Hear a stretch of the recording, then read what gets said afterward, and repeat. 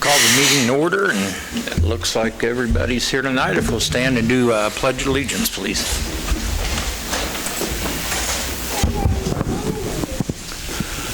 I pledge allegiance to the flag of the United States of America and to the republic for which it stands, one nation, under God, indivisible, with liberty and justice for all.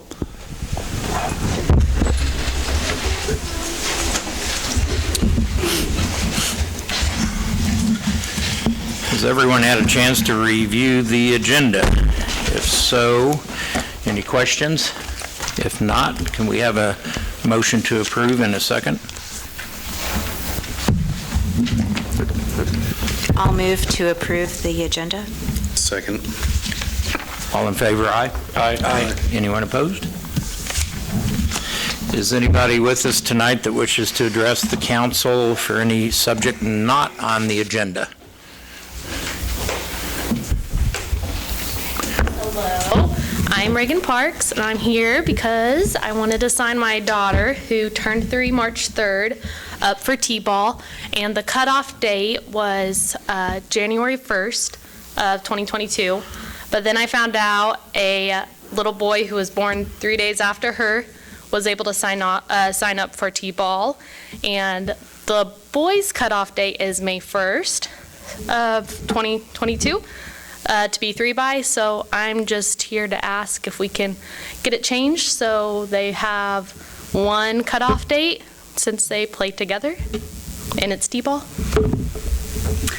It's one of those things where recreation ball is really meant to get kids out there playing, get families out there, get people active, and I guess having 2 separate cutoff dates for rec ball for little boys and little girls doesn't make much sense.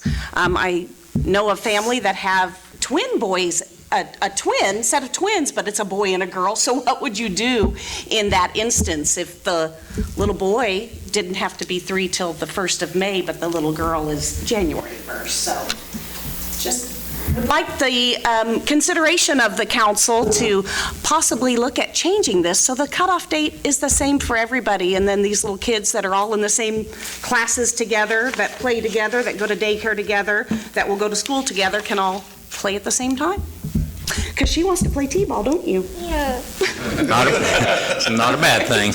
Well, does she want to speak to it? You want to talk? That was No. probably the most you're going to get out of it. That was good. Lucky. No.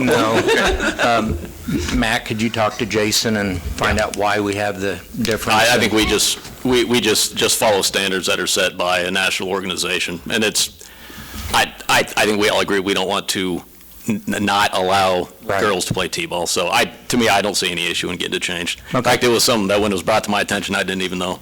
And Okay. I don't think any of us did. All 4 of my girls played, and I never knew that either. So Yeah. I don't know if, I just didn't know. I don't know. But since it, was brought to our attention, and she would like to play, and we'd like to see her play. I'm looking forward to watching her play ball, right? So We'll yeah. have Jason or someone reach out to her then? Have they already cut off the signups, or? I want to say it was Friday last week, maybe? Thursday or Friday? So if those signups if this could get changed and the signups could get extended?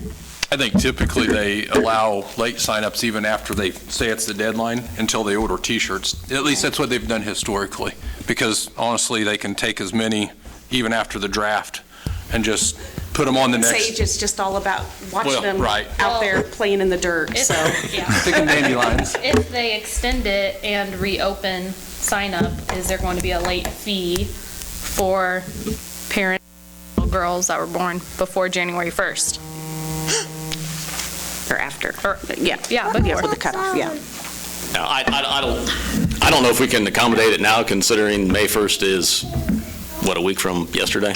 So I can see what we can do, and no, we're not going to charge anyone a late fee. If we're going to make a mass change like this, we're not going to gig people on the way down. So, I can talk to Jason and see what we can do. One of those, I can't guarantee it's going to happen this season. But it's a policy change that we can easily make. Well, we are pleading that it happens this season so we can watch this little girlie play, so. Thank you. Thanks for bringing it to our attention. Consent agenda. Anybody have any questions? I do. Roxanne, on the, I think it's the financials, there's like appropriations, sorry. Yes, 92? I was wondering what that was. Put the checks in upside down. Okay. Okay. I figured somebody was gonna ask, so. And we save all this when the auditor asks to see if you. Any other questions? If not, can we get a motion to approve? I make a motion, we approve. All in favor, aye? Aye. Anyone opposed? New business, the RHID on North Walnut.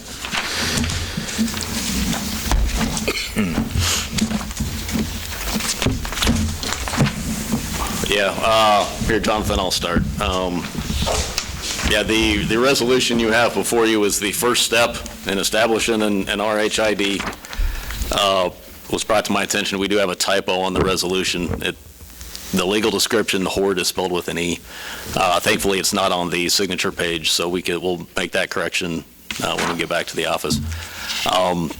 Actually, the applicant has been working through Jonathan, so Jonathan made it known to us that he was looking to establish an RHID, and so we had to educate ourselves on the process. And the very first step is establishing the housing study, which you have in front of you, and then I sent to you on a couple of other occasions.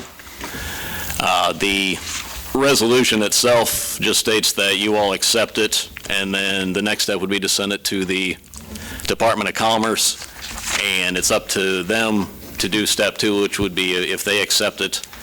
I don't know what the next step is if they don't accept it. I got a feeling they'll let us know what needs to be done, and probably another study would have to be finished as well. But the study you have in front of you was done a year ago. The city paid, remember how much, Jonathan? Is it $7,000? That was a study that Thrive supported. That was through Atlas Community Studios, so that's one that Thrive, financially, through a USDA grant. Yeah, but the first step is for the council to adopt this resolution accepting the housing study, and that's what's before you now. Any questions on the process? I guess we can probably tag team it. Any specific questions about the property? The property owner's been working with Jonathan and not with city staff, so I'd probably defer those questions. One question I asked Jonathan, was RHID anyway like a CDBG? If you have one going, are you prohibited from getting another RHID going, such as if we're looking at our infrastructure on the property the city owns to build homes up there, and it will not, you can have multiple RHIDs going at once in any given city? Yes, that's so correct. This won't affect anything the city may want to do or another individual? Yeah, Mayor, I think it's my understanding that if it's accepted by the governing body and Commerce, we fulfilled those steps. We won't have to do this step every time there's an RHD, at least that's my understanding. Correct, yes. And then at some point throughout the process, and this process will take 30 to 45 days more than likely, the county and the school district can say they don't want to participate, and but the city will have fulfilled its obligation after this housing needs assessment goes to Commerce and the resolution is passed. I had a conversation with Commerce recently, and they couldn't think of a time when one hasn't, so Commerce wants to see houses built and/or modified, and they encourage it. So it's a tool. It's a tool in the toolbox. Any questions for Jonathan? What's the cost to the rest of the neighborhood? Is this going to see any kind of increase on taxes for the rest of the neighborhood? No, until the property is done, and then you see, after X amount of years, the value of the property increases, and that's when you'd see those changes, but nothing within the framework of the program itself. So this thing looks, the RHID sounds very similar to a TIF district. Yeah. Except that this gives them the increment tax, or the tax increment increase for 25 years instead of the 20 usually on a TIF district. So we would be giving away the property taxes for this project through our neighborhood revitalization for the period of that, which is 10 years. And on top of that, we would be giving away the property tax increase for 25 years through this program. My understanding, you can't have a neighborhood revitalization program and an RHID going at the same time. So, this establishes that baseline on taxes, and so, there won't be you won't see any changes locally on what those taxes are until the district is released and it returns to the normal tax roll, if that makes sense. I do have a question, like with the neighborhood revitalization, it transfers, if I'm not mistaken, it transfers to the new owner or whatever. Is this the same situation to where if, is it Mio Development, were to sell it, would it transfer to the new owner? I believe so, yes, and that's a question I can find out, yes.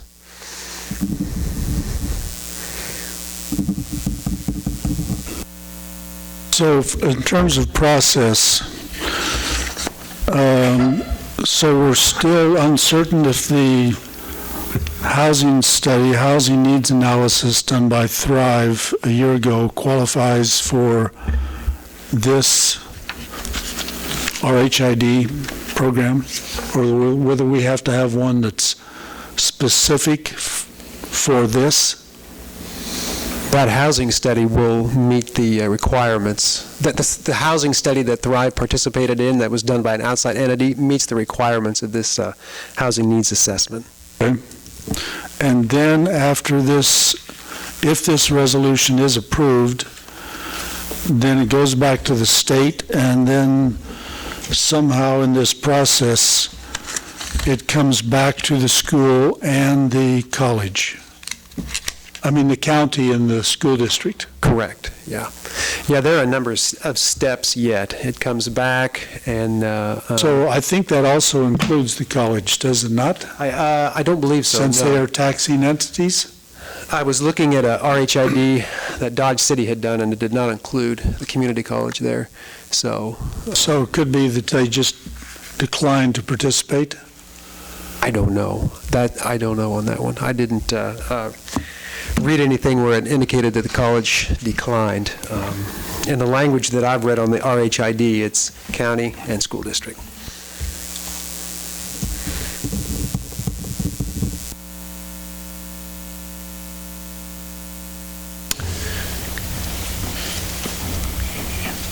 Anyone else? Well, I guess I have concerns about, I didn't read thoroughly through the statutes, but I didn't see anything that said there was an exclusion on neighborhood revitalization, but still it seems like, I guess I'm still thinking about our water district contract with gas that was approved for 30 years, and here we're coming up with, in a period of inflation, giving away our incremental taxes on this property for 25 years. That could be a sizable amount of money that, when there's development, you can say, well, we want this bad enough that we're willing to give away the taxes that we normally would use to maintain our infrastructure, whether it's roads, water, or sewer. So in this case, we're giving up the incremental taxes for 25 years to give an incentive for the development of this into apartments. I think at the same time, though, it's been brought up multiple meetings that the city, we make most of our income off of utilities, and Mr. Mio has 50-plus apartments living spaces, that would be utilities. I understand the loss of the taxes, but to be able to also have those utility payers, and with utilities being the biggest part of our income, I don't know if we're really losing.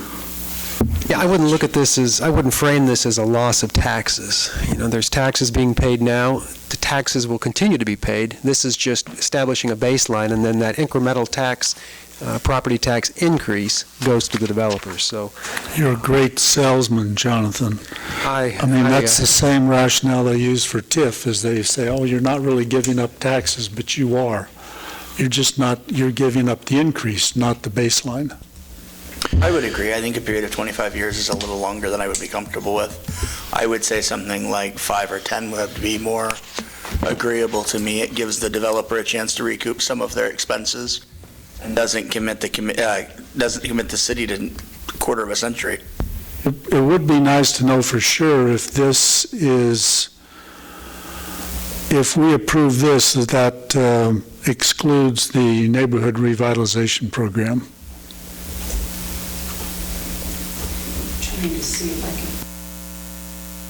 It's 25 years, or the project is the increases. I'm searching for a word. The improvements to the project are paid for, so it can be shorter than 25 years. It doesn't. You're not beholden to 25 years. Now that's the cap. That's the longest that can last. That district. I have to echo what Josiah said, that we have to look at the fact that we're a unique city, that we do build a lot of our budget off utilities, and they will be apartments with individual meters, as Mr. Mio indicated. As far as the neighborhood revitalization, it doesn't wipe out 100% of the taxes. It wipes out any improvements you make. So whatever value it currently holds today, you're still going to collect those taxes. And I believe not long ago, it went from a low amount and it was raised up. So there will be taxes coming in on it. It just won't be the incremental value. So it's not a total loss. I have the opposite question, though, because we're worried about if taxes go up, losing that increase. But what if taxes go down? Do they still stay at the original, or in just some weird, odd way, taxes somehow go down on the property? I know, but there's always... That's a thing? Sometimes, I'm sure somewhere, but that's just, we need to think about every single piece of it also. So that was just something that popped in my head, is based on the tax question of if somehow it goes down. Based on the last value I saw, the increases, the value of the improvements that I saw he's going to make, the value would never drop below what it currently is. So I see that as a tax that would still be there. Not that it has any bearing on this project, but I could anticipate that we'll see the same request from one person who bought the schools and will convert those to apartments. But again, I also echo what Josiah was saying, because the difference, that the loss of taxes versus the increase of the 50-plus utilities, and then however many units they have at the schools, I think outweigh the loss of the tax over the period. I don't know. I think we have to look to the future and look that we want them to develop, and that we're easy to work with and be positive. And this is a useful tool. This is a tool that many communities statewide are using, and it's effective. It's that delayed gratification. You're not gonna enjoy the tax increases right away. You're not going to lose taxes. You're just not going to enjoy the tax increases on the property until the district goes away, and then you've got a property that's redeveloped and it's worth much more than it is now, and you've got housing. So, and for the district to go away, it's once the entity has recouped the cost?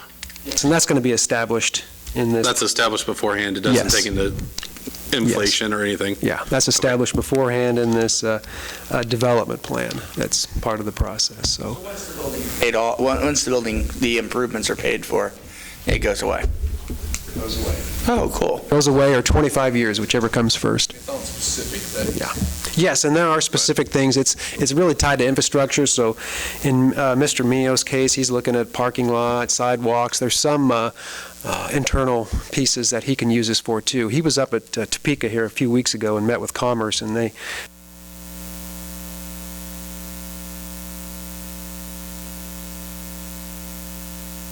Yeah, again, my understanding of the RHID is it's generally not used for one lot.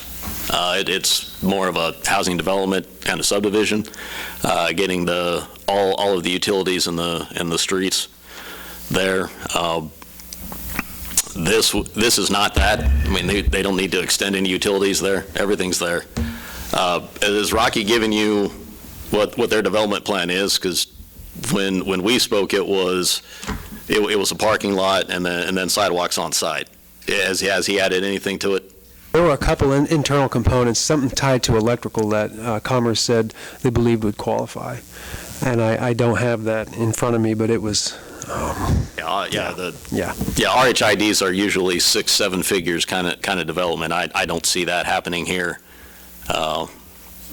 more advantageous in the neighborhood revitalization then? Yeah, I can't say yes or no on that one. Well, we were gonna, this is what was requested of us. Now, this doesn't be holding us to anything right now, and my understanding is we're not gonna be the ones that actually establish the RID or RHID. At least it's gonna be us with the state doing it. But I think Mr. Mio needs to be made aware that the NRP may cover this and then some.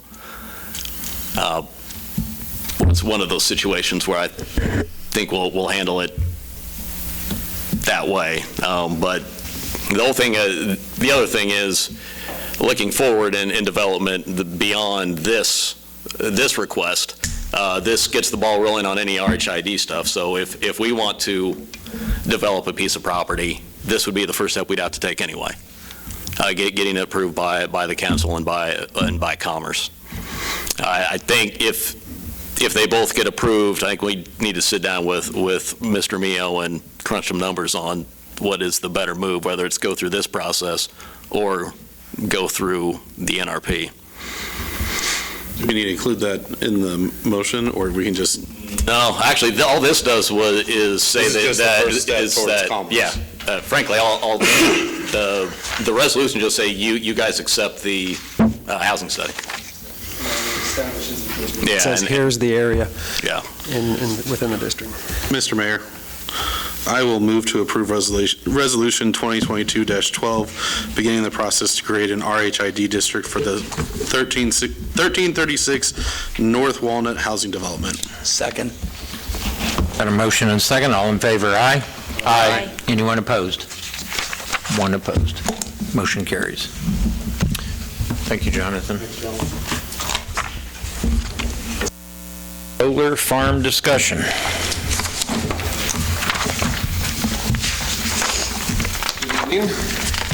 Evening. Back again. I've got Rick again on the phone, hopefully, and really here to help answer all my questions.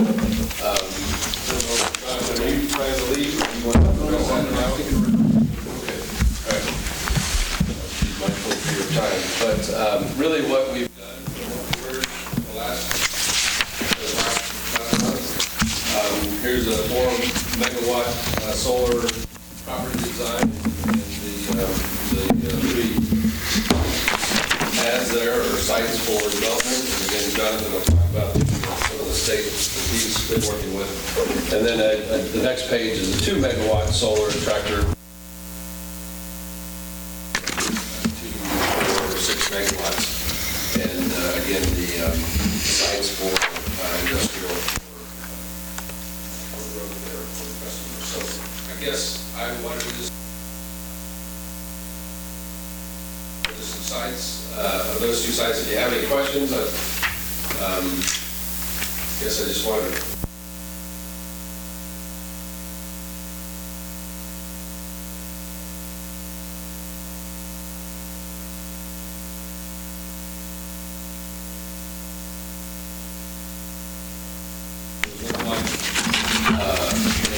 Packet, I guess. And then the third page is really the process, what we've gone through. We've gone through that feasibility side. We've looked at various sites.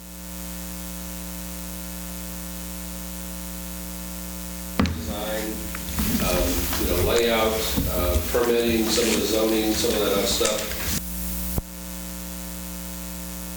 To answer your question, but if you want to move forward, there's going to be a project approval notice, which is part of that development, that pre-financing piece. And I think Rick does a really good job of kind of explaining all 7 steps and what we do through all.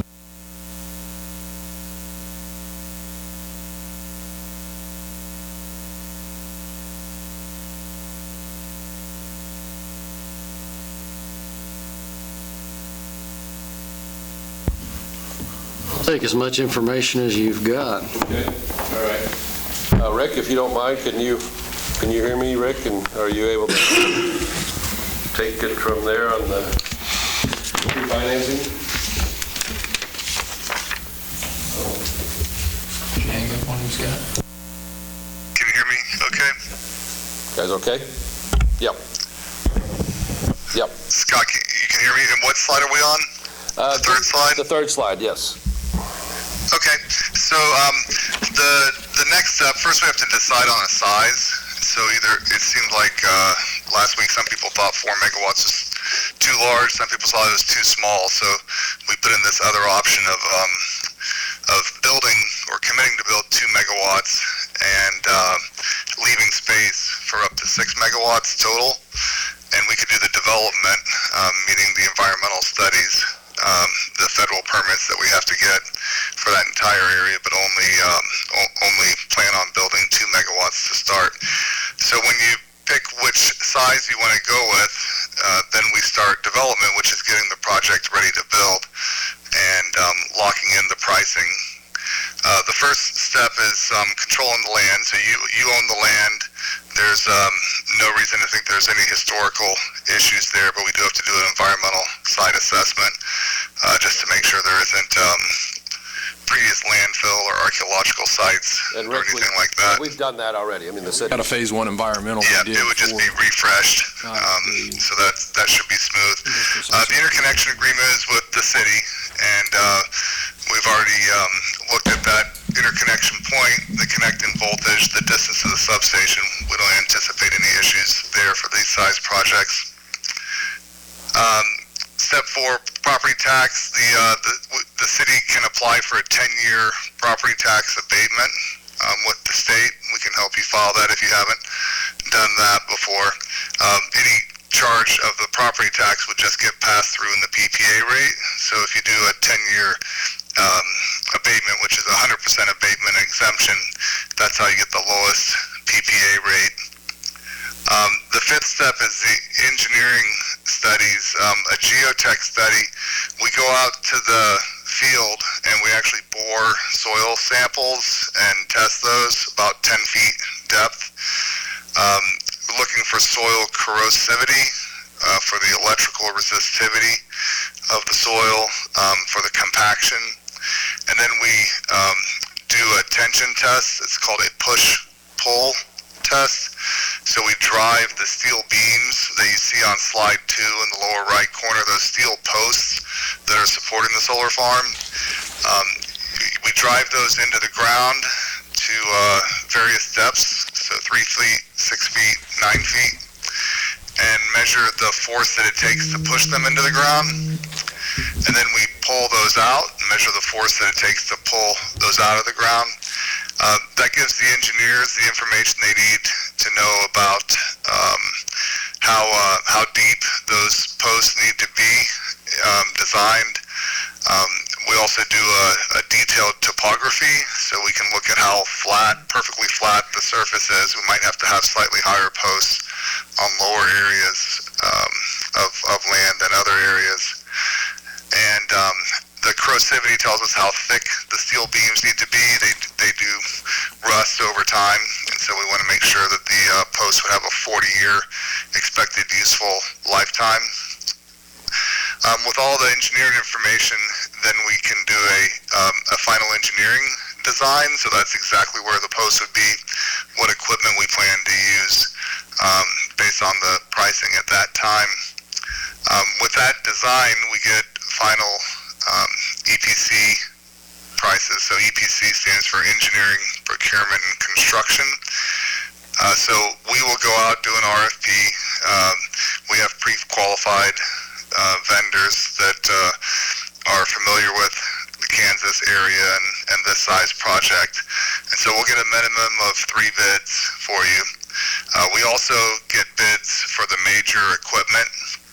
About 60% of the total cost of the project is in the trackers. So that's the steel itself that holds up the modules, the solar panels, and the inverters, which are converting the direct current to alternating current.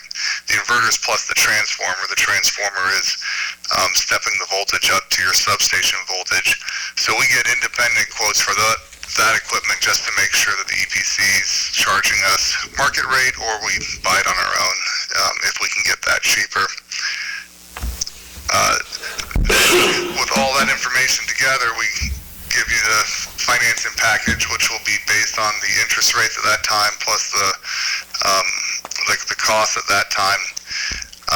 That is when the city is committing to moving forward at a specific cost, and so the document is called a power purchase agreement, and so it would be a 25-year agreement with a set price per year, but the expectation is that after 5 years, the city will have an option to buy out the project, and it would be cheaper for you to buy out the project than to continue to pay the power purchase agreement. The city will also have the option to prepay some of that power purchase agreement as a way of reducing your overall costs. Anything that you prepay, effectively, you don't have to pay interest on for those next 5 years. And so that's a way of reducing your overall costs that you have. When that document is signed, then we begin to construct the project. So we'll select the EPC. We will order all of the equipment. Some of the equipment, like the transformers, have very long lead times right now, about 50 weeks. So we would order that very soon as possible, before waiting on the other items. The construction process itself for 4 megawatts, the visible construction will be about 4 months total. So you'll have full access of that field until around January of next year, and then construction will be complete before next summer, before the high power prices come in. Priority Power would be the owner of the project, and would take care of the operations and maintenance for the 5 years, but we'd be doing this in conjunction with the city. The reason is that the city can't take the tax credits, and Priority Power can take those. Then after year 5, the city would have the option of buying the project at the predetermined rate. It ends up being about 65% of the what you would have paid on the original project cost. And then you can either continue to contract us to do operations and maintenance, or the city municipal utility can take over that work, which is pretty straightforward. Any questions on that?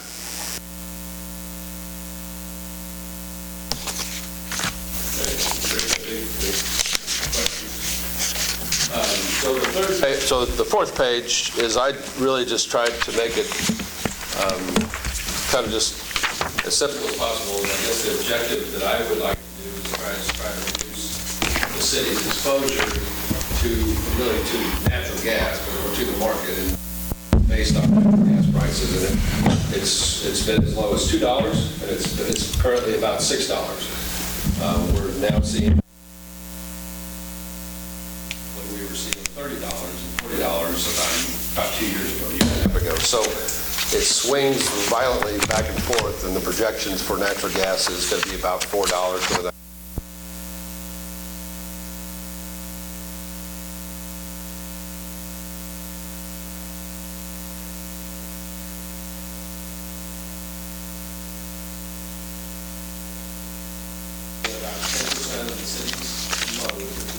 about 10,000 megawatt hours, and this is about $40 per megawatt hour for 10 years.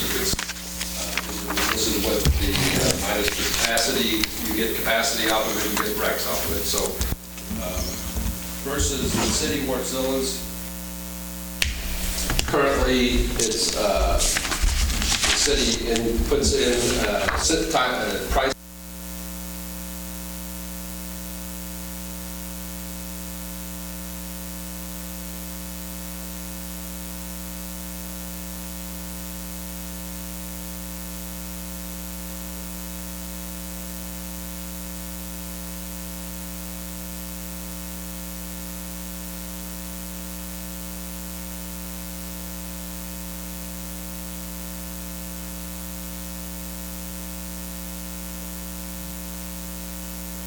$9,700 megawatt hours. So I guess I'm just trying to compare the city behind the meter generation, your generator, your work cells are anywhere from $65 to $100 a megawatt hour.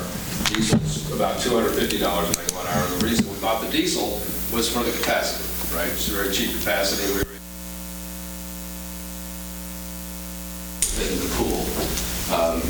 And then I went out and got basically the solar profile PPA if we were going to go buy this solar product, and it's about a $65 per megawatt hour.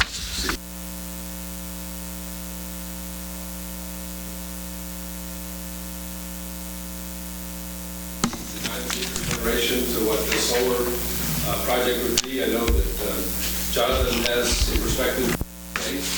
Yeah, I went back a year and looked at all the RFIs, RFQs that come across from Commerce, site selected for projects.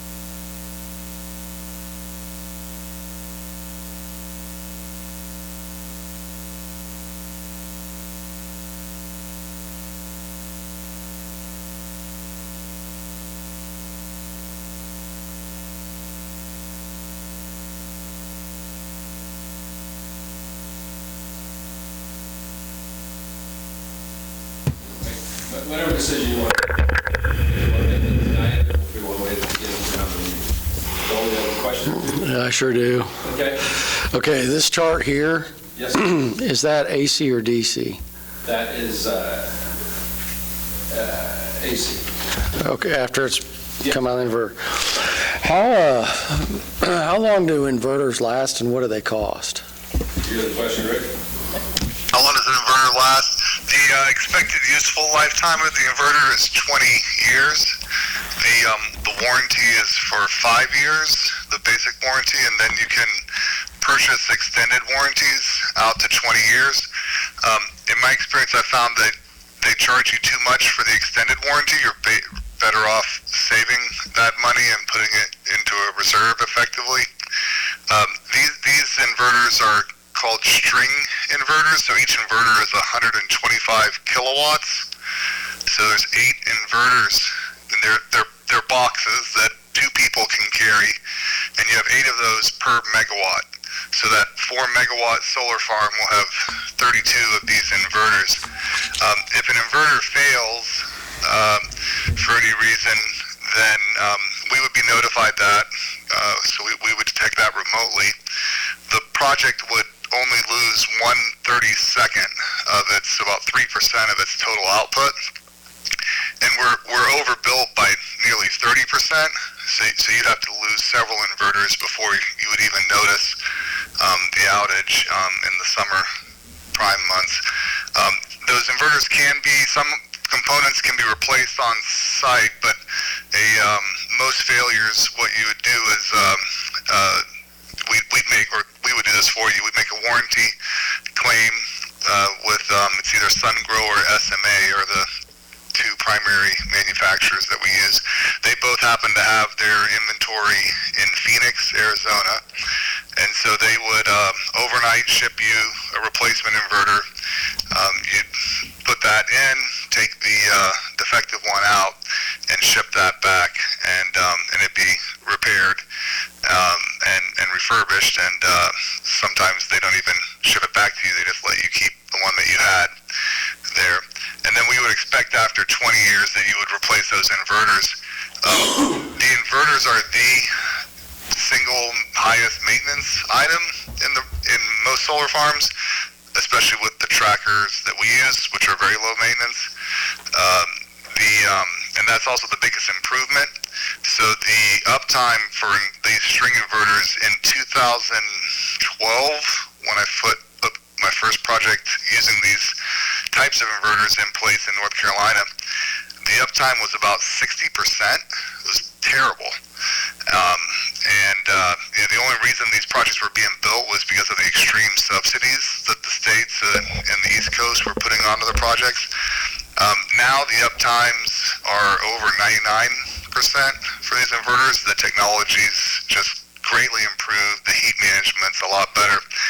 And so it's definitely the thing you'd want to be looking at the most when you're concerned about longevity and making sure that you use the best equipment. That's not the place to try to save 1%. But trying to compare the inverters that are going in today to the inverters from 5 years ago, it's just not even comparable technology there.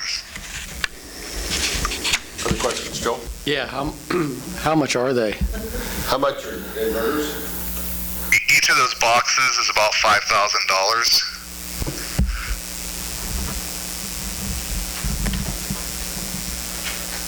There's 32 of those. I got a couple other quick questions. What if we have a dust storm of some sort that could just come from somebody working ground near these things or burning pasture, and we don't get rain for 3 weeks? Are we going to be out there washing the panels? That's what the commission has to do on every dome. Did you hear the question, Rick?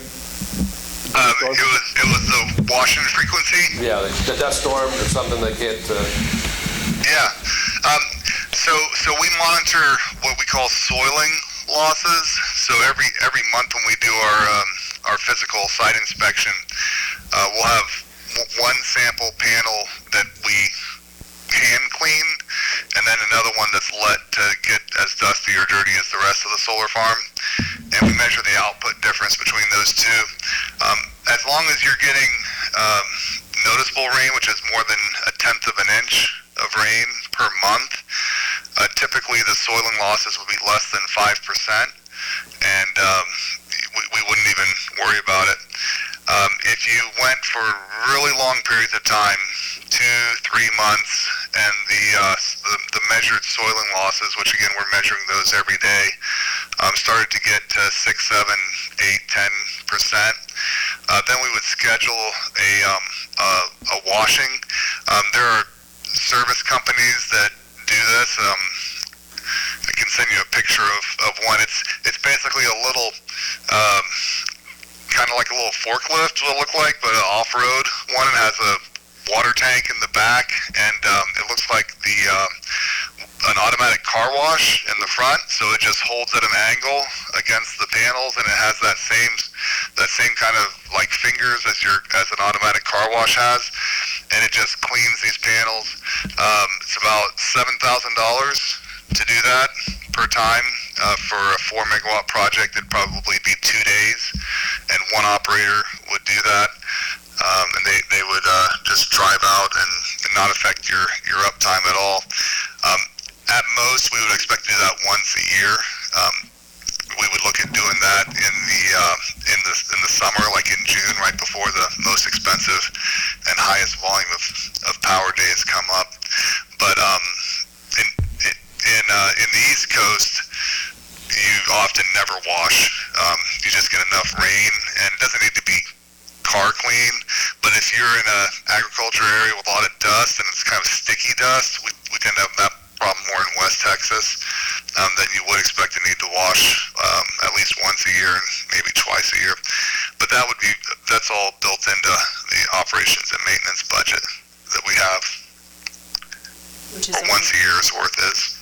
Which Also the that maintenance budget is only for the first 5 years. As long as PPM owns it. Right. Yeah, the power purchase agreement includes all expenses that the project incurs, and then after the city buys it out, you would no longer be buying power, you'd be getting the power for free.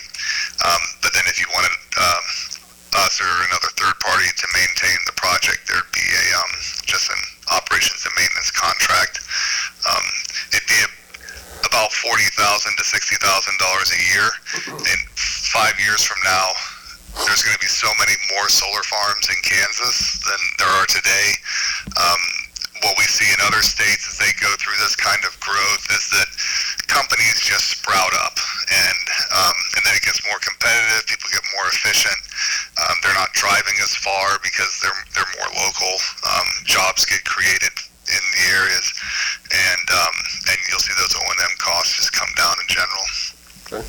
Do you have a question, Nick? Yeah, so on the opposite side of dust and long periods without rain, what about large periods with rain? I mean, what is the resilience of this against something like, say, inclement weather? And then, as a caveat to that, what is the environmental impact? God forbid we end up with something like a tornado. What is the impact of these being tossed about? What's the cleanup? I mean, what does that look like? Yeah, so the solar panels are rated for 130 mile per hour winds. They have the same rating as any construction it's be higher than your buildings because they're a little bit more susceptible.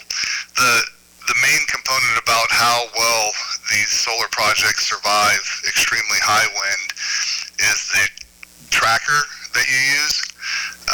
So if you saw the hurricanes that came through Puerto Rico 4 or 5 years ago, what made the news was the solar farms that were just completely wiped out.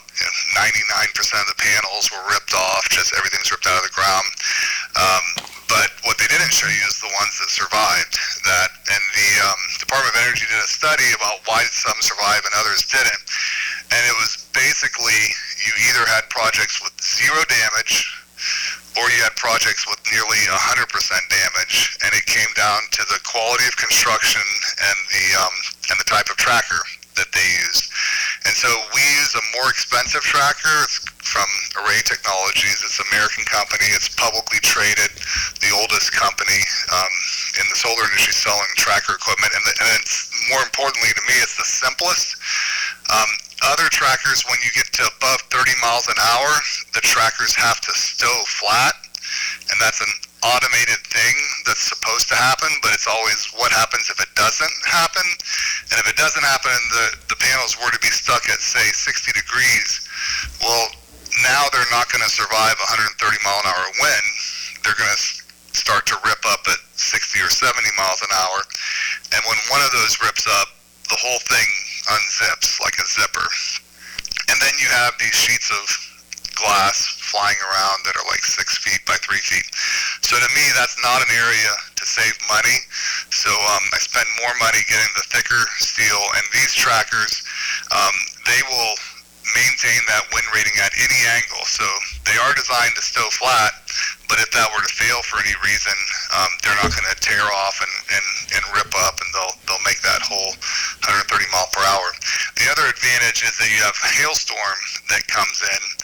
The trackers that are designed to stow flat, well, that's the worst place that you could be angled when hail comes, because you're going to take the full brunt of that hail. The panels won't have any damage up to about marble size hail.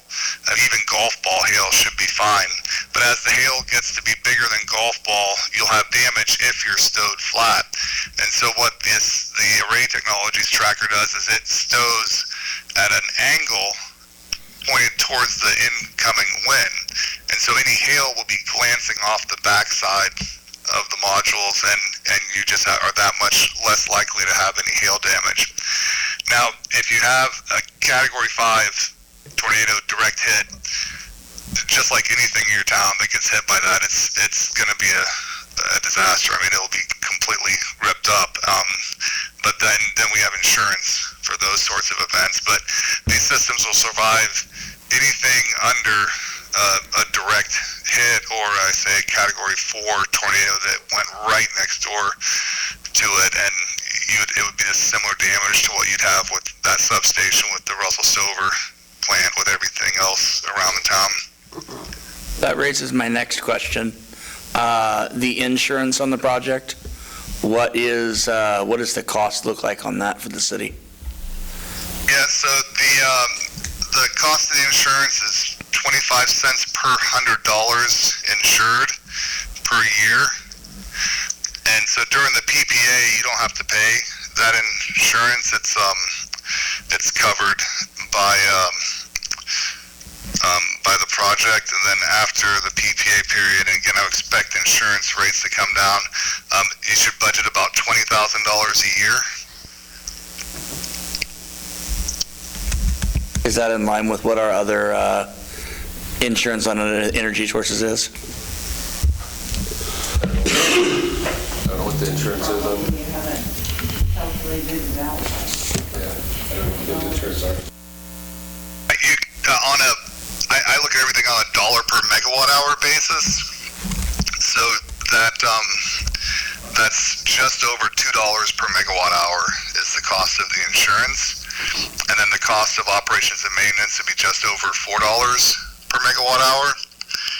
And those are basically your costs once you own the project. So you can think of this after year 6, once you've made these payments and you own the project, your baseline cost is about $6 to $7 a megawatt hour. And that's what you're getting the energy and the renewable energy certificates for forever. There's no, fuel's not going to fluctuate, or for 35 more years, I should say. So for 35 more years plus, it could last longer if you maintain it really well. You'd have a product giving you power at about $6 to $7 a megawatt hour.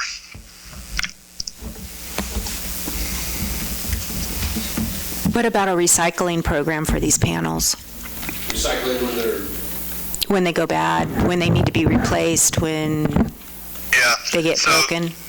So the panel warranted lifetime is 25 years, and with the new panels we use, it's 30 years. And even at the end of 30 years, it's still operating at 80% of your nameplate capacity, or that's the warranty. So we would expect to run it for about 40 years. So that said, there haven't been any large solar farms in operation in America for 40 years. So they're not reaching the end of their life yet. So right now, when the panels that are coming off of projects that were built, say in 2000, 2005, mostly California, New Jersey, a lot of those are being landfilled, but the volume is so small, there's no industry, there's no volume that could support an industry yet. So the Department of Energy is putting a lot of money into creating these recycling programs, but they're in their infancy right now. Europe, however, is taking a different perspective. Europe is charging the full cost of recycling the solar farms in advance. So part of your upfront costs are that you have to pay for the eventual 30-year later recycling of that facility. And so because that revenue stream exists, they've gotten a lot further than we have as far as creating the recycling. And so where I'm going is I would expect in 40 years from now there's going to be a very robust recycling, but it's also, a lot of this is just steel, so it would just be partially corroded steel, just like recycling a 50-year-old substation. It's glass, it's aluminum, copper, some silver paste, and so most of the recycling of the components is just that you have to break up those modules, and then you get to things that there are currently recycling industries. And so that's going to be the recycling industry of the future. Is going to be how do you collect this stuff from all over the country, bring it to a centralized processing, break it up, and then put it into the same streams of stuff that we recycle. If you read online about some people's concerns about recycling, most of that is related to thin film solar panels. That's a technology from First Solar in Ohio. It's a different type of technology, a little bit more expensive, and it's actually not, you can't even buy those modules. They're sold out for about 4 years unless you're building huge farms. And what we're using is polysilicon, so it's basically sand. It's like semiconductor, so it's the same sort of difficulty for recycling that you have in the computer industry. But we don't have all the elements, cadmium, tellurium, and those things that you might read online when people have issues with the future of recycling solar panels. I got some questions and some comments, so bear with me. It's all scribbled down here.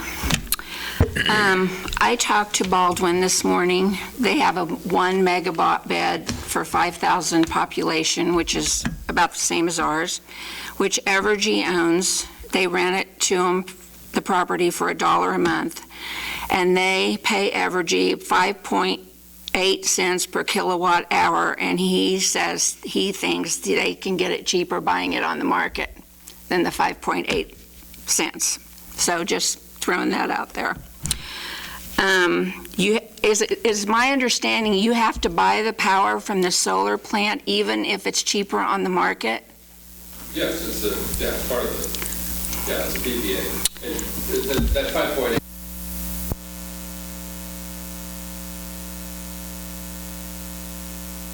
Are there solar co-ops?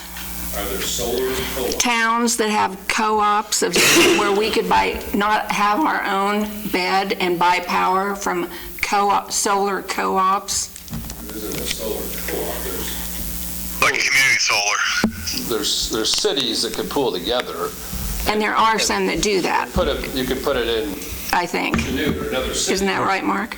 Yeah, Four Rivers Electric Co-op, they have a 1 megawatt in Emporia and one in Fredonia. Others, they were put in by today's power import.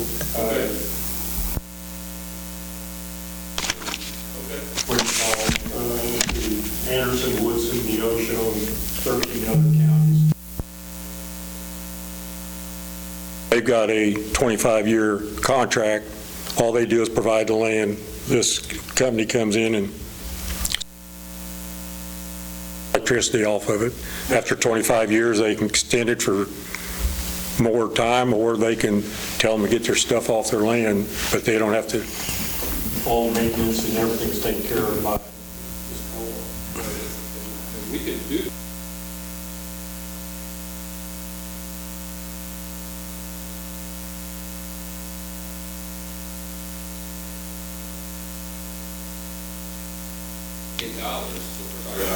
The Evergy's is again the same thing as the $40 per megawatt hour charge.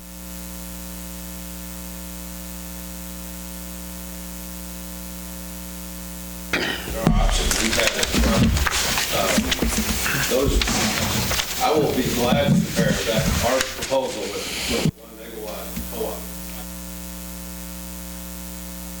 They have to prove, they have to solve for an 8 to 10% rate of return when we're doing 4%.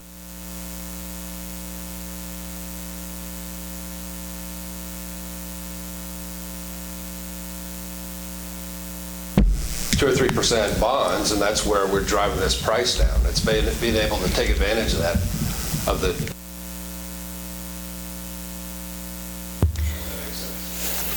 And I also would like to see a 5-year analysis of our return investment from this project before we ever spent this kind of money. Okay, well, just again, the market prices for the same solar product, back on page 4, is the $40 PPA, what we're talking about here. And the equivalent PPA is $65. So the savings is $25.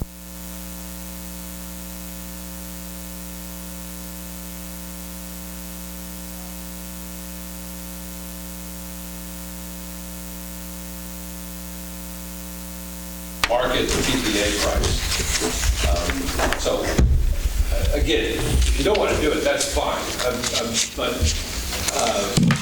just trying to say that I believe that this option makes the most sense for the city because of what the other options that you have presented to you.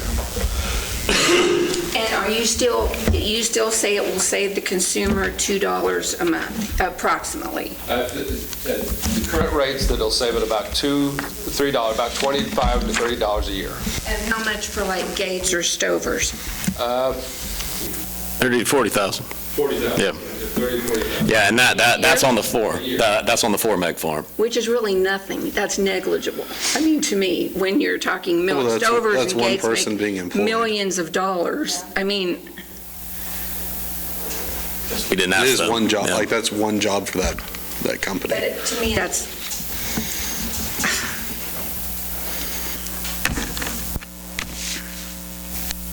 I personally would like to see us start moving into solar, just because it is taking us to the future. I know there's concerns about the lack of cities not really going the solar route yet, but push has to come to shove, and we can't be the last one to the party. And the state of Kansas even is slow moving when it comes to solar, but something's got to give. We can't just sit around and wait for others to do it and then sit back and go, well, I wish we had that. I agree. I don't know that I like the idea of doing solar. I think solar is definitely something that is going to save our consumers money. I think it's the direction that we need to be going. But that said, it's a lot of money to invest. And I think that in terms of this project would be up and going based on what you said by next summer. Mm-hmm. So based on the idea that if everything comes down the way it's supposed to, we could start seeing real savings this time next summer. And then Matt, Corey, I don't know what it looks like, whether or not we would have whether it would be easier to bond or just pay cash on it. Cash. But Yeah. if we were going to go one way or the other, to me, it seems like this is the way to go as far as getting up and going, actually putting, pen to paper. And this isn't committing us to actually doing it. Obviously, we would see the final financials. They would be able to give us a better idea of what we're looking at. And this is just one more tool in our portfolio. I mean, we put something out there, we put a solar panel out, and this doesn't include the amount of money that we would gain from the green credits, because we can actually turn around and sell those to another business. And that's more money in our wallet, proverbially. For once, I mean, everybody on the council kind of knows that I harp about the idea of raising utilities, so it'd be kind of nice to pass something where we could, for once, go, hey, here's a break. Of $2 a month? Hey, I mean, when you're living on $20 to make it week to week, $2 is nice. And this is all estimated. I mean, if the price of natural gas stays where it's at or doubles, I mean, not to go super crazy or anything, but as the war in Ukraine drags on and Europe starts getting off of Russia, we're going to see a lot of American natural gas shipped over there. I mean, that's where they're going to go. The price of natural gas is going to go up. We're already seeing the price of inflation and things like that. I mean, worst case scenario, we agree to build a solar farm, prices normalize, and we've got one thing that we can look at businesses that, as Jonathan said, are asking for, and we go, hey, we've got a solar field.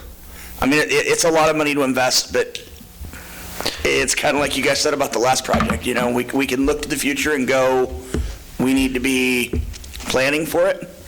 Or in a year from now, when the cost of natural gas is $6 and it's what we're looking at, and that's just the new standard of normal, we can be going, God, now we're waiting 4 years because there's 10 other cities in line before us that are all going to try to build this solar farm. My only question is I guess with it being so close to a floodplain, that would be my only worry, would be we get a bad rain and it comes higher than we predict. And It didn't flood there in 2007. It what? It did not flood there in 2007. Okay. It didn't even 50. So the floodplain, you can actually build solar farms inside floodplains. You have to engineer it so that there are no terminations. There's no points where a cable ends and is bolted into an electrical piece of equipment, and that elevation needs to be higher than the 500-year inundation level. And just a normal low-cost farm, you build those so that those are 2 feet off the ground. So that that southeast corner would have to flood to more than 2 feet of height to have any issue there. And if it was like Noah's Ark time, like that, you would de-energize the farm, and then you'd have to recommission it afterwards. It wouldn't be a complete loss. It would just be a few days, maybe weeks of downtime. But it looked like the floodplain was just in the corner with a few inches there. And if we started with the 4 megawatt, none of the project was in a floodplain. And it would have to go 2 feet higher than you've ever had in the past 500 years. Did you have a question? I do have a few questions. Is this a sheet that you're familiar with, or was this something that you, Matt, did you come up with this? Yeah. Okay. So this was a summary, I think, that Matt put together, which you haven't seen. So there would be let's just talk about the 4 megawatt proposal. So there's a $1 million prepayment and then a buyout at 5 years of, let's just round it off to $5 million. So would that be $6 million total to buy 4 megawatts of capacity? So $1.5 million per megawatt of capacity. And then the savings per year is estimated. Also, the sale of the RECs, it's listed on this sheet as $30,000. It's the second from the bottom. Is that per year, or is that a one-time? Per year. Per year. They range. I mean, they were worth 25 cents about 4 years ago. They were $3. Kind of what Jonathan was saying, everybody else, everybody's buying RECs, so the value of it. So in addition to the savings, so we would look at a savings and the sale of the RECs, estimating from this around $230,000 per year.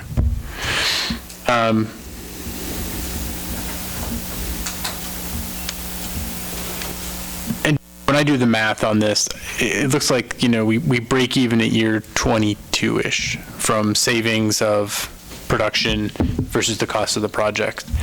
And I'm concerned because that sounds like a really long payoff. And then in addition to that, it's paying for the project. So we have... And by then, you're going to have to upgrade or... Well, we'll have to do it. I mean, we do that with our wood sills now. But so it's a long payoff. And I'm saying it's not worth it because it's also, I mean, it's a pretty low maintenance way to generate energy as compared to like the Wartzillas and all those and all this. The costs are very certain, right? We will know exactly what the costs are going to be on this from day one versus the Wartzilla or the natural gas, the diesel. Who knows, what's going to happen with the cost. So it's very predictable, which is nice, which we don't have a lot in our energy production, that sort of predictability. And so how are we going to pay for that up front? So we'll have to put aside this, about $1 million a year for the next 5 years after we've already paid $1 million up front to buy it out at year 5. I'm kind of new to this, so I'm assuming we would have to sell bonds? No. No? There's enough revenue in the fund that we can just set back. That $980,000 is what we ballparked. We just set that back as a transfer from operations to the CIP, and it would just sit there like a savings account. So we're making enough revenue to pay for this in 5 years? Yes. One thing that I wonder if it would be beneficial to see, and let me ask some questions here. How many total generators do we currently have? 4, 6.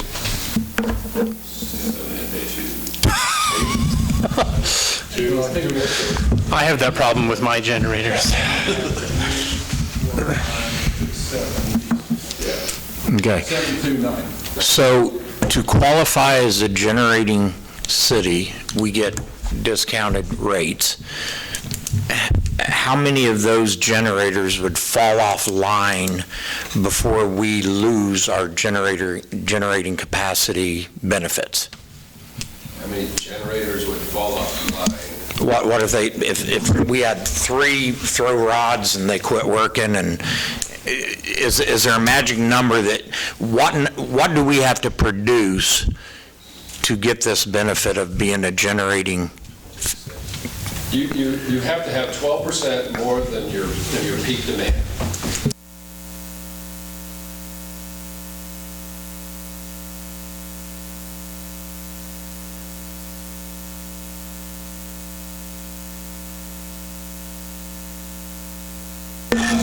But it's at 23 megawatts of capacity, so you're right. The reason you're able to buy on the market is because you have 23 megawatts, or you have enough generation to cover.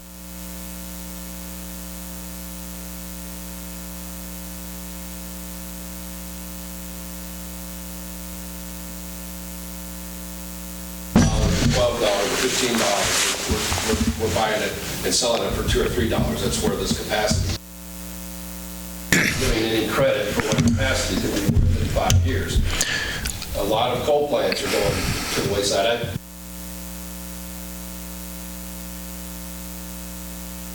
Today, I'm just taking a snapshot of today, right? Here's what the costs are. Here's what natural gas is today.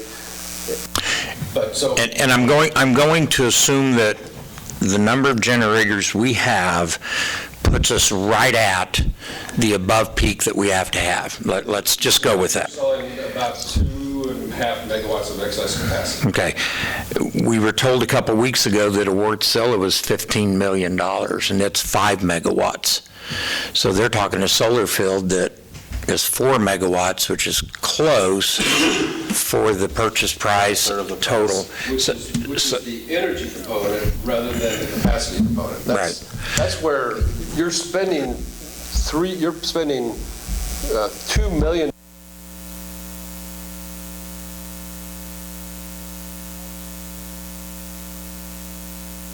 Of the fixed cost, right, of the solar. You know it's going to be our mortgage payment for 25 years, right? We've got our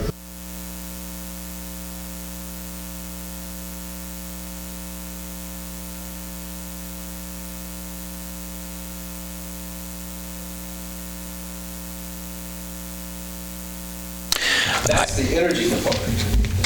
When you're able to go on the market because you have capacity, you now can go buy it. That's where. And I don't know if it would be beneficial to see some figures for the council.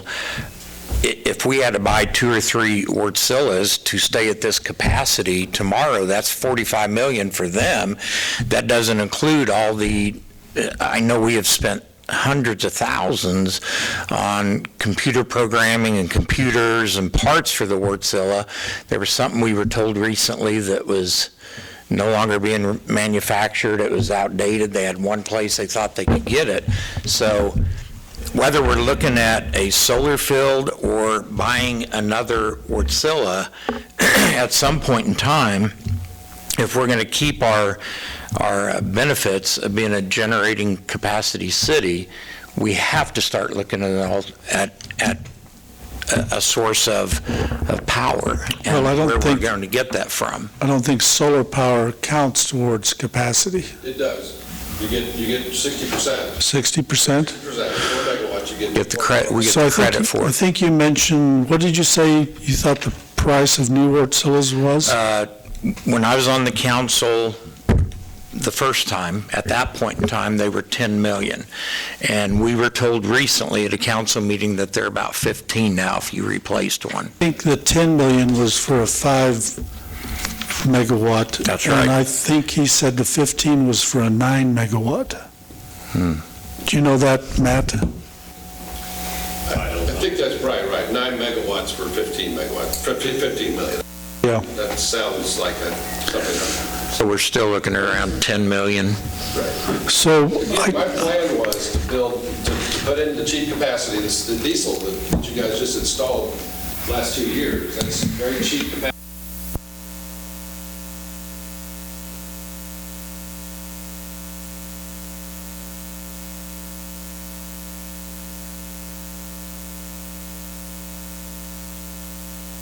We know it's going to be a fixed price. It's only 10% of your entire load is this solar piece.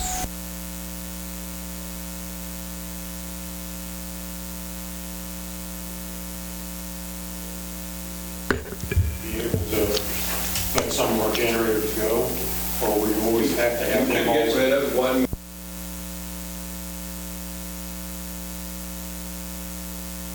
Capacity, but today, the capacity value is about 60% of the solar farm. So 4 megawatts would give you about 2.4 megawatts of capacity. Can I ask a weird question? And it's math, so I don't know if anybody's going to know it or not. But last year, February of last year, there was about a 2-week period. What would, if this had been active at that time and operating the way that it's projected to, what would the city's savings have been? Not much. Not much. I mean, again, snow, is covered. It wasn't sunny out. It was windy and cloudy, and there would have been. And that leads me to one of my concerning questions is Baldwin, for example.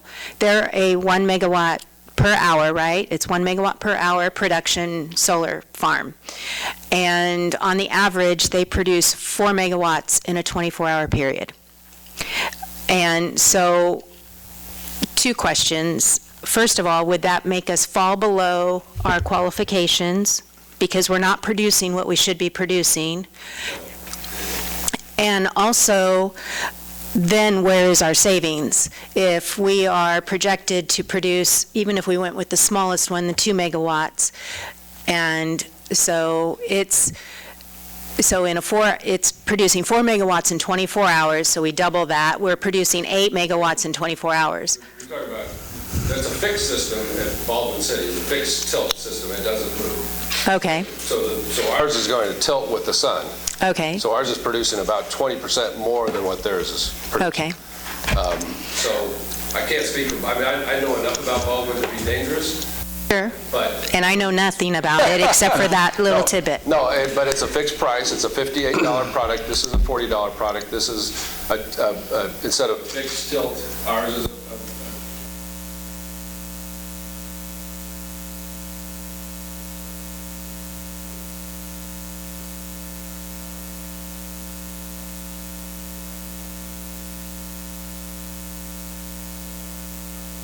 Sure. And so the same thing is true when you guys have it. You're going to want to optimize that to perform as well as possible to produce as many megawatt hours. And don't get me wrong, I don't disagree that going green is not a positive thing because it truly is. It's the wave of the future, and I am 100% for that. However, do we always buy the first car we test drive? I feel like we only have one option right here, whereas Councilman Peters was able to find that co-op option and some other things. So I just feel like we need to have a little bit more brought to the table to give us comparing as best as we can apples to apples and, get a good selection for what we want to purchase. So one of my questions on that option would be if we go that route and 2 or 3 of our generators go down, do we lose our generator capacity? Because we wouldn't have ownership in that? How does that work? I can't speak. And that would be one of my questions. Who owns the capacity? I don't know who owns the recs. I can't speak to that. If you drop below the capacity level, we add additional load, whatever that is at the market at the time, and currently it's about 2 1/4. What we did before we installed. Right, exactly. That's a great point. That's why we did that. And again, the payback of that. Yes, how much were we paying for capacity 10 years ago? Because it seemed like it was $1 million a year, almost, wasn't? It was a lot. What are we getting off of it now, Scott? Selling that excess? About the same. A year? Yeah. In excess, right? And so I want to say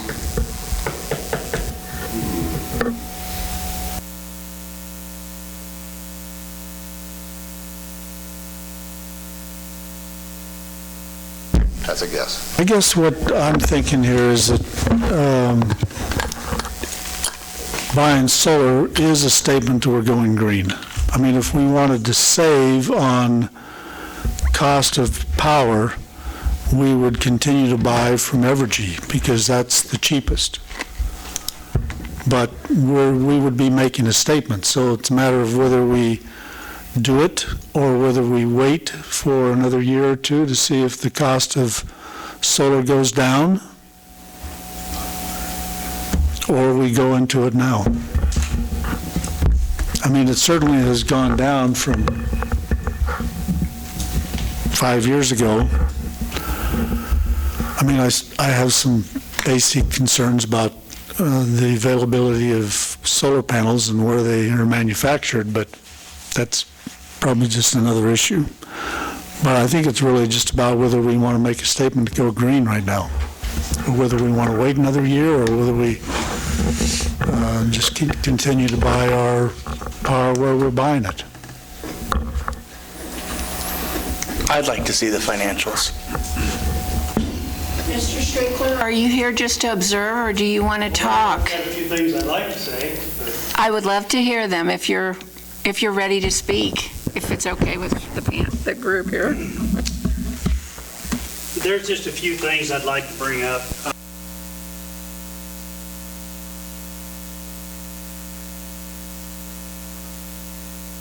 Can you make sure that mic's pulled up? Otherwise, they won't be able to hear you when it's televised. Thank you. Well, that would be fine. There's just a few points that I'd like to bring out. And I guess listening to the discussion and the amount of money that's involved, my first thought sitting there is, have you heard the alternative? That, I mean, you know, we've got diesel and gas generators. Has there been a salesman or anybody that works in that field that has come and told you they can do for the same amount of money? I spent 12 years on the rural electric, and at that time it was all based on peak demand is what our price was. And Iola has positioned itself very well on peak demand with the generators that they've got. And those generators can provide this town with the electricity that they need. Without those generators, it'd be a whole different ballpark on what you're talking about today. I guess that's my point with this amount of money, that you hear both sides of it, you know, from whether it's a salesman or whether it's somebody that's more knowledgeable in the electric business, and you guys know a lot more than I do. I'm glad to hear that you're not going to bond it. And, you know, the comment of robbing Peter to pay Paul,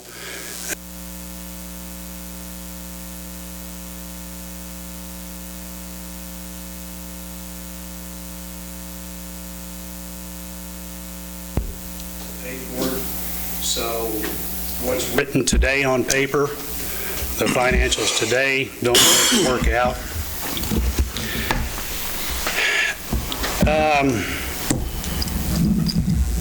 The situation of dust came up, and of course I farm that ground, I farm all around it. With Russell Stovers as a neighbor, we are very attentive to what we do out there, what direction the wind is in. Obviously we don't.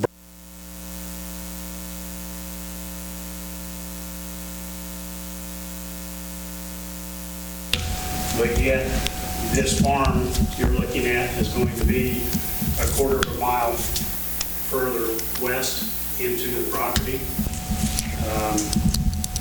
We'll do everything that we can to go along with that, to work with you the best we can, but, you know, that's my livelihood, this farm, when the time comes.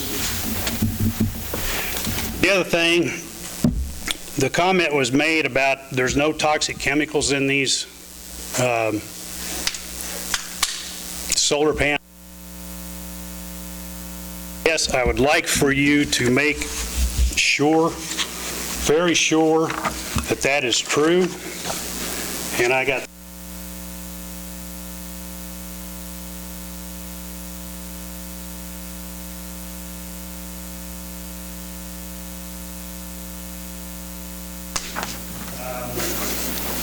everything will work, but another teacher sometimes has a different idea. And the reason that I'm concerned about toxic chemicals is if something happens to those panels, they are broken, they leak, anything happens,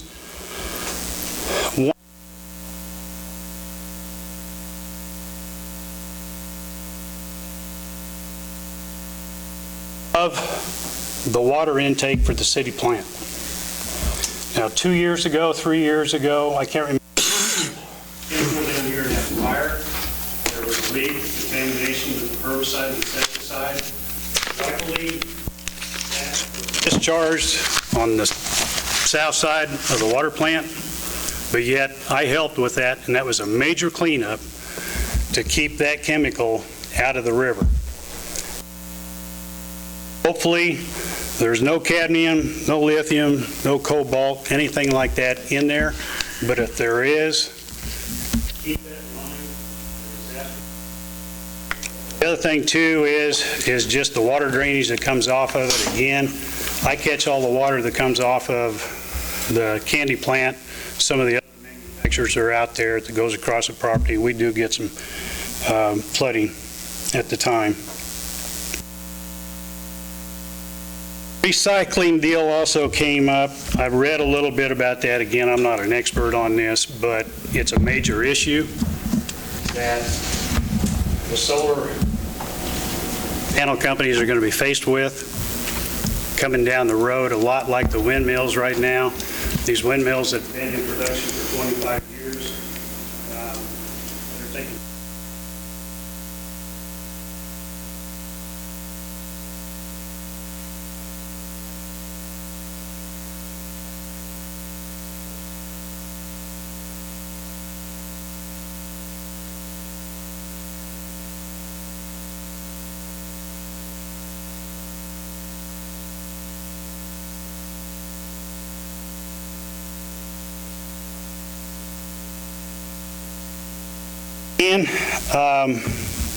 I just hope that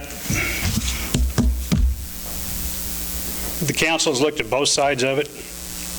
And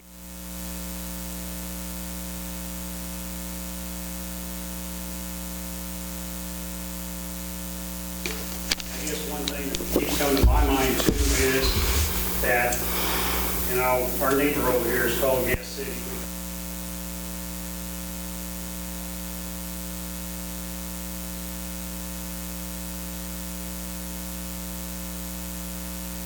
We can work with the producers in this area to get some of that gas. That money from a gas generator stays in this community. It goes back to the people that are producing the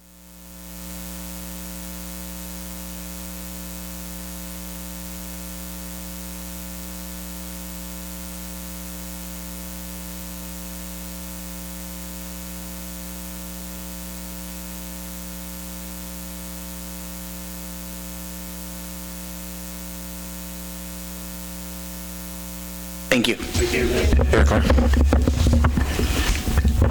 Scott, can I ask you a couple more quick, easy questions? Back to this chart again. Yes, sir. When you developed this chart, did you include rain days?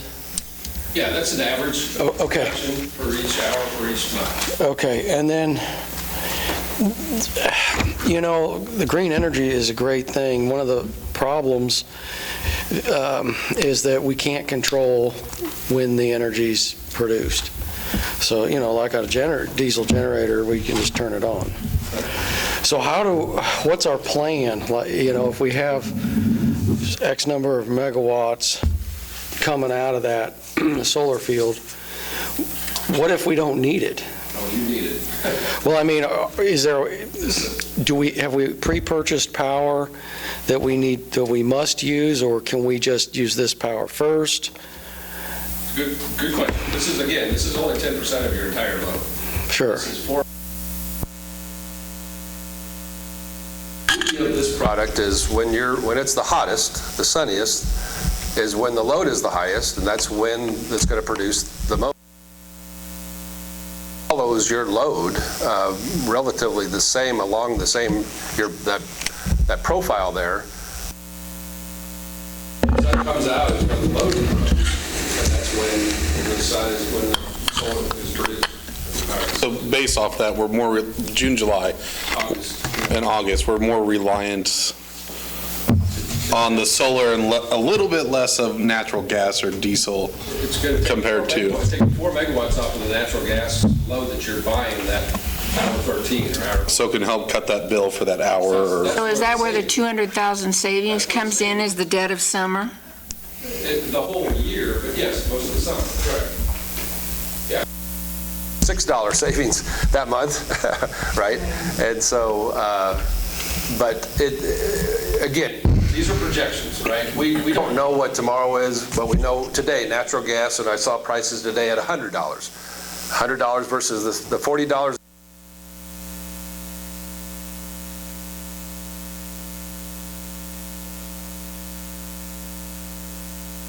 Point of that is, I'm not trying, I want to get solid, strong numbers to you and compare. That's why I wanted to come back to you and say, here's gas unit, here's your diesel unit, and here's what the market is for the same solar product today. Apples to apples, best I can. I just want, maybe confirm if I'm wrong, but it seems like this is going to be like way cheaper for us. So, let's say we scale this up to an 8 megawatt and we spend $12 million. Okay, so a Wartzilla, a 9, was around 15. So just to buy the capacity to produce that is less. It's got its issues with, it doesn't produce power at night, but averaging it out, we provide it can take a lot of our load, and it doesn't cost anything to make it. Whereas with the Wartzilla, we still have to pour in natural gas or diesel into the diesel generators to produce that power. And so as part of our capacity to produce power, this seems like the cheapest, most option there is to produce it. Is that a bad way of looking at it? Well, there's a lot of different ways to look at it. I guess I've worked with Scott for many years before I retired, and he's done a great job for the city, saved us in a lot of ways in either gas or electric generation. And this is just another product that he's proposed to us. Since this is a discussion item tonight, we're not expected to make a decision, but we could set a date when we would bring it back and make a decision whether to move forward. So Priority Power is the one who designs the system, and if we decided to move forward, they would advertise for the particular supplier or contractor that would put this together for us. So we don't know who that would be. It'd be based on whatever the market, whoever would submit a bid for it. We're transparent, Carl. We show you all the prices for the panels, all the EPC.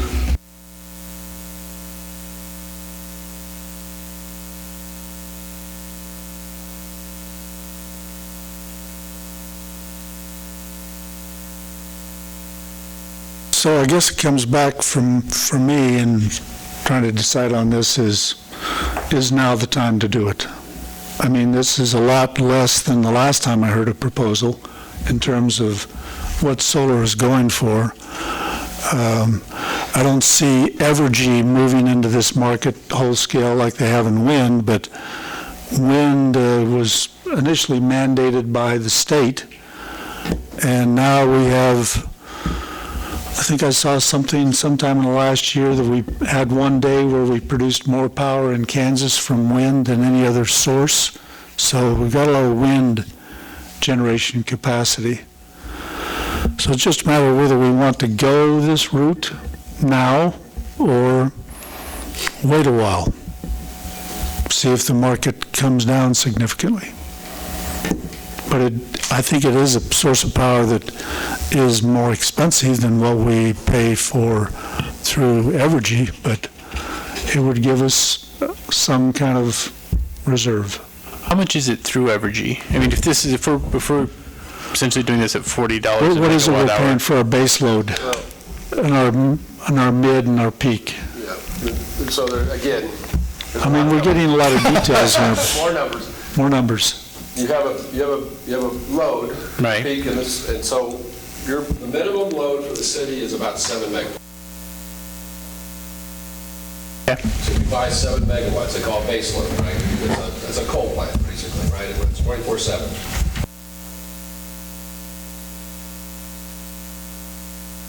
Today, it varies. You're able to lock it in going forward, starting January of 2023 at just over $20. We did that 2 years ago. Right now, that same product's about $30.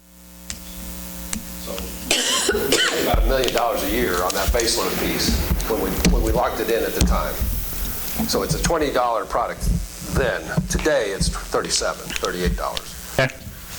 So now the peaking piece is what we're talking about. Those market prices, Corey and Matt.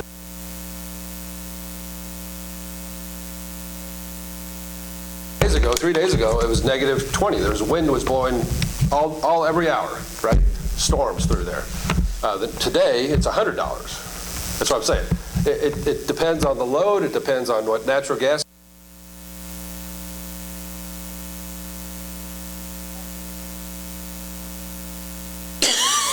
And I haven't been able to find a supplier, natural gas supplier, willing to sell for less than what the market is.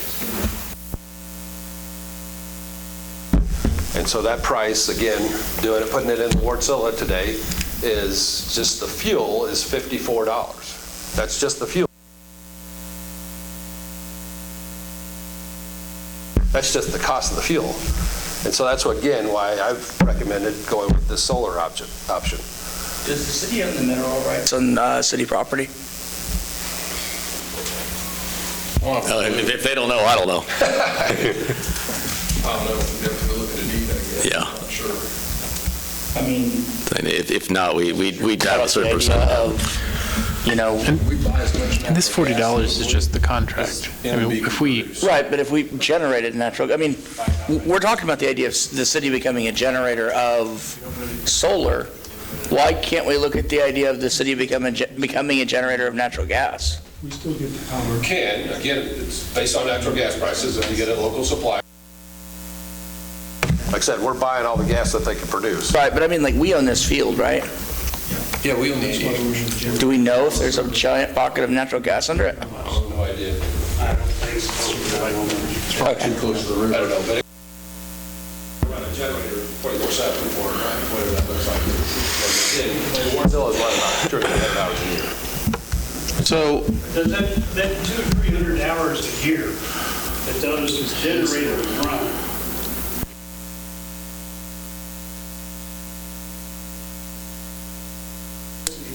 because you have that capacity to produce that heat, and you are generating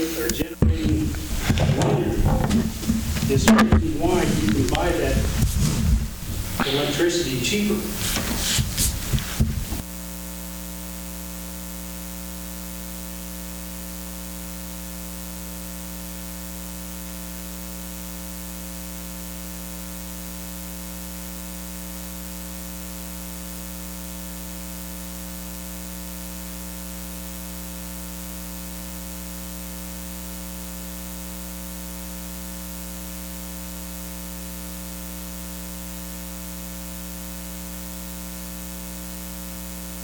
And that's what I'm saying is, if you research taking the same amount of money and putting it into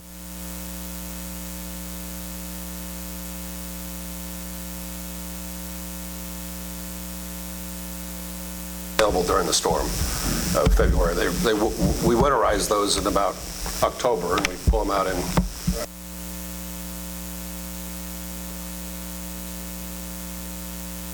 diesel's froze up. So the storm. Would we have had solar? I'm sorry? We wouldn't have solar either, right? So it was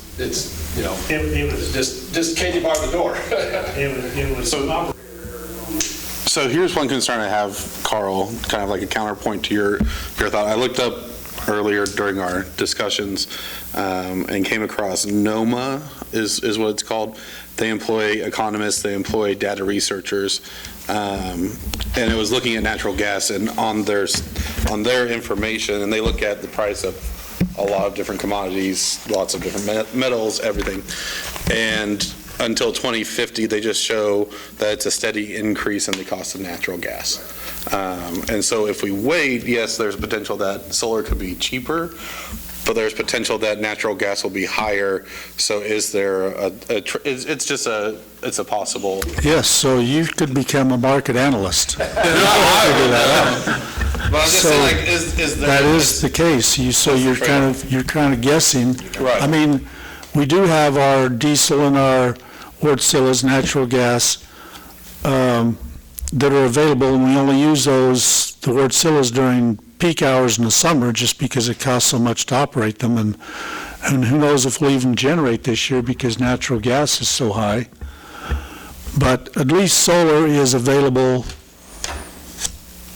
when the sun shines, and more so in the summer than the winter. But I mean, it still comes down to, do we want to go green and do this, or do we continue to just do what we're doing right now and wait a year? It's just kind of, I'm still trying to make that decision.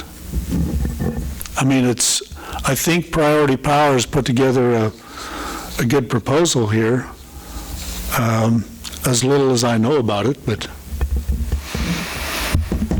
it's a lot of money to spend. I think it's going to take a little while to decide whether we want to go ahead with this.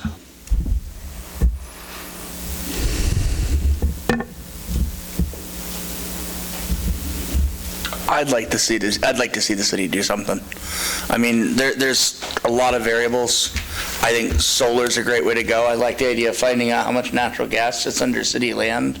I like the idea of finding out whether or not we have the mineral rights to it, because, I mean, if we've got the mineral rights to it and we've got a big pocket of natural gas somewhere, I mean, that's money we could be making. And if that's the case, let natural gas prices, let's do both. Use the natural gas to pay for the solar and sell the natural gas and live off the solar. I mean, I'd just like to see something that gives some sort of relief back to the citizens of Iola. I mean, you got to spend money to make money. I'm in favor of learning more too. I'd also like to find out something we talked about last time, which was if we move the site for the solar farm to the old city dump. Is that not a... we'd have KDHE regs, hoops we'd have to jump through to the point where it probably wouldn't even be worth it to go through. Right. Okay. Very unstable. I mean, it's... And then the other thing is soil. Yeah. All right. After seeing this picture and with Mr. Strickler's concern about if anything caustic is in these panels, can you clarify on that? I can have you grab it. Because as he's got a big farm right there, so. Well, he mentioned that these would be insured during the time that they're owned by Priority Power, and then after that, they would fall under our own EMC insurance, whatever they would insure them for. It was just a news article I saw. It's on a lawsuit about what in him. Looks like a big tilt, but I don't. No, that was in the Caribbean during that hurricane that wiped out Puerto Rico about 4 years ago. So that was one of the ones I was talking about. That there's about 4 of those pictures that you could Google and you would find those. You can't Google any of the farms that survived that storm, and the lawsuits are all related to the poor construction and shoddy quality of materials that the contracts were awarded to local contractors, and I guess there was a lot of graft and using of substandard materials.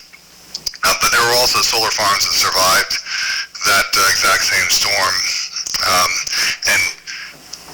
and those winds were tornado level winds for days. Not something that you would ever see in Kansas. You're not going to have a hurricane hit there. And then as far as leaking, there are no chemicals used. The only thing that could possibly leak is the transformer, and that would be the same danger as any other transformer transformers at your substations leaking. They have a fluid that's not going to ruin aquifers or anything like that, and does have you can have a containment basin around that. But the solar panels themselves are solid materials, so they look basically like sheets of glass.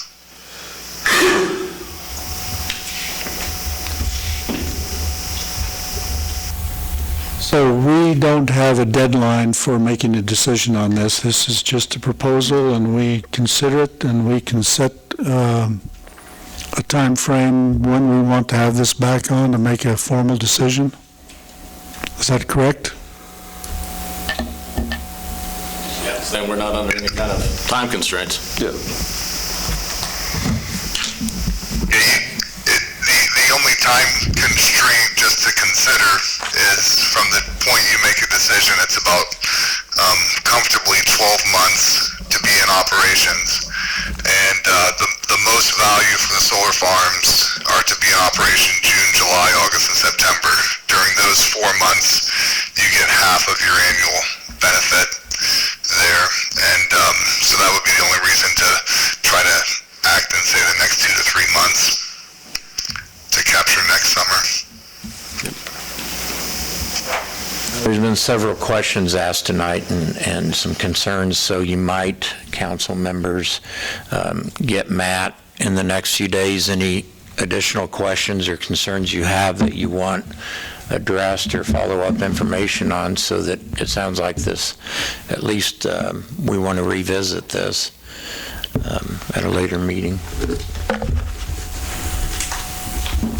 I'm interested in, like, not owning our own farm, like this solar co-op, that. I'm interested in something like that. Just curious, what's the benefit that you see about that? I don't want to own the farm, the maintenance of the farm, after we own the farm, after 5 years, all the expense. You want to pay more for it? Well, I don't know if we're going to pay more No, I'm for just it, asking. because I don't know. Okay, no, I'm just asking. I'm just asking for information on that. Okay, no. Because I don't know. Okay. I guess and I did some research on those, that company too. There's a co-op, we'd have to have other people join us, if I'm following the co-op right. I mean, we wouldn't be a co-op of ourselves. Well, what if we did it, what if we purchased a solar farm and invited other communities to use the green energy and help support the cost of another company to run it? So we could theoretically sell a portion of the green energy credits. Back in the early 2000s, there was the whole big push for cap and trade. And one of the things that this would let us do is, if I'm correct, this would actually give us credits that we could use towards cap and trade, where companies would pay us for the green energy generated, and we could sell portions of that to other communities who could then use it on their businesses. But I just see it as a bonus, because there's enough businesses now that are looking to purchase that so that they can claim that they're 100% green energy. We sold the RECs today, the wind RECs you guys have today, we sold those to someone else so they can take advantage of them. Yeah. So the same thing would be here with this. What do we make on that? About $40,000, I believe, on my memory. A year? A year? About $3. The same rec. The 3 rec? Yeah. I didn't know if we had 12, okay. Yep. Yeah, that was a quarter, how many years ago? Yeah, about 4 years, it was a quarter, about 75 cents, about $1.50, it was $3 last year, so it continues to climb. Like I said, I would get any questions you have put together, and then Matt, I assume if it's a question for Scott, you can forward those to Scott. So we have one central contact person to put that together and get it all back to us. Anything further? Thank you for your time. Thank you so much. Thanks for your time. Great questions. Thank you all.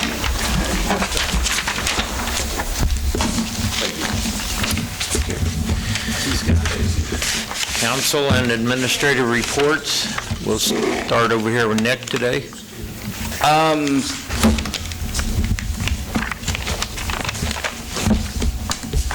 a question.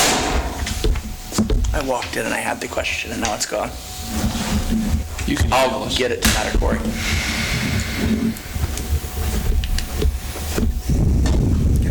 Carl? Nothing. I have nothing.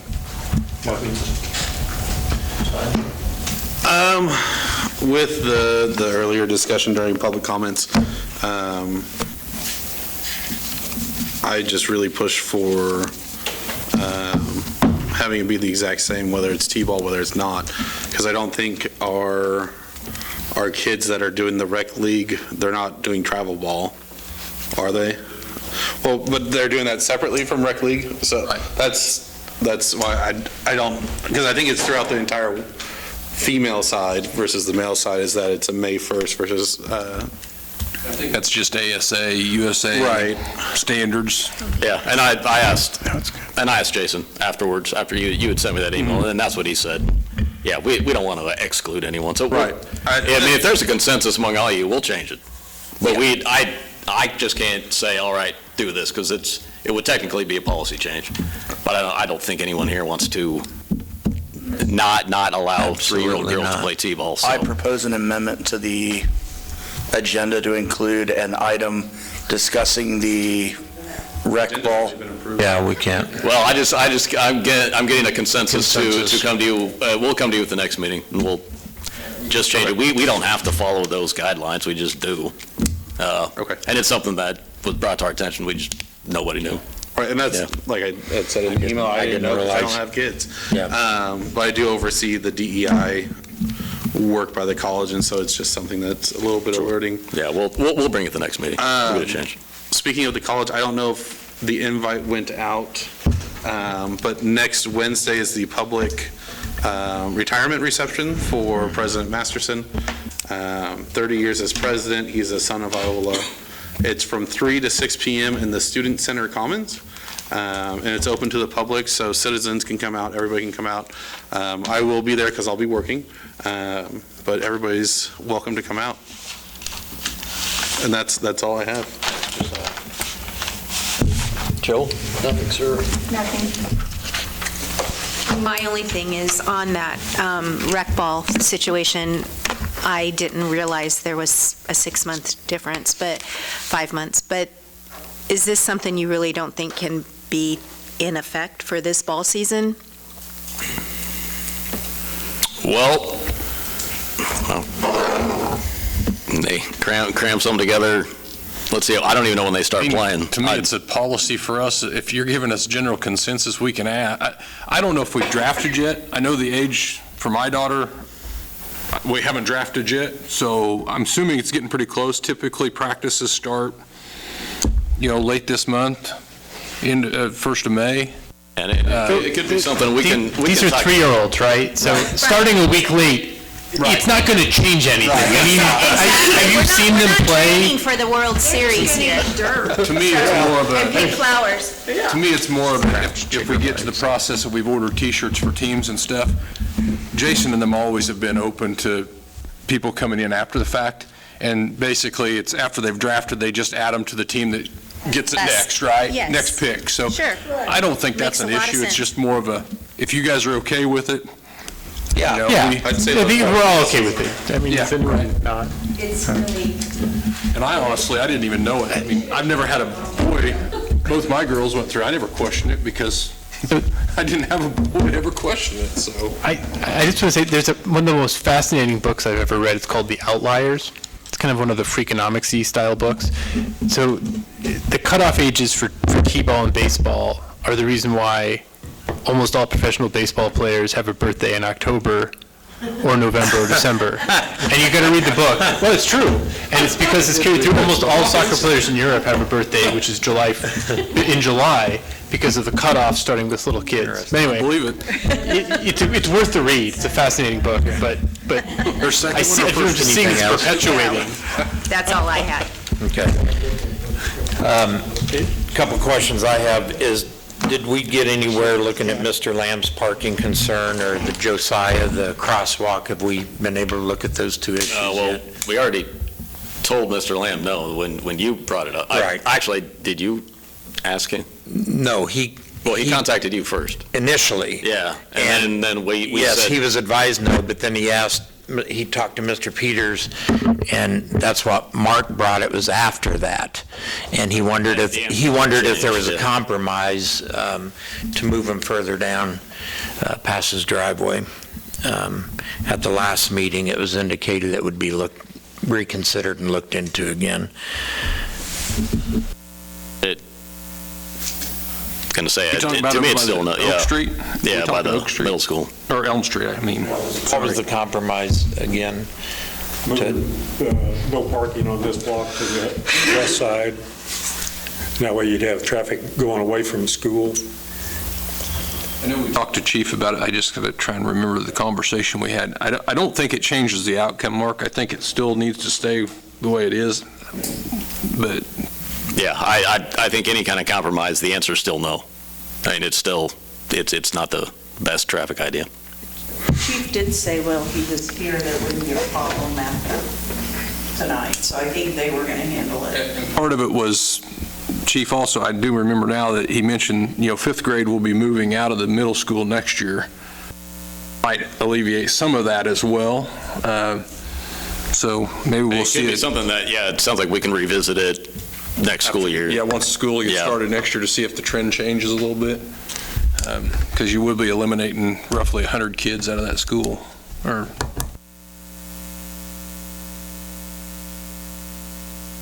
Has the pool started hiring yet? Any trouble getting employees? I haven't been told differently. My working assumption is yes, because I got some bad time. Yeah, in Seneca was at times pulling teeth, getting people, and that's everywhere around the state. Now I haven't been told. I noticed some cities around us indicated they were having some difficulties, so I wondered where we were with it. I think Humboldt has 0 applicants right now. I read in the paper. Yeah. I haven't been told. Finished hiring.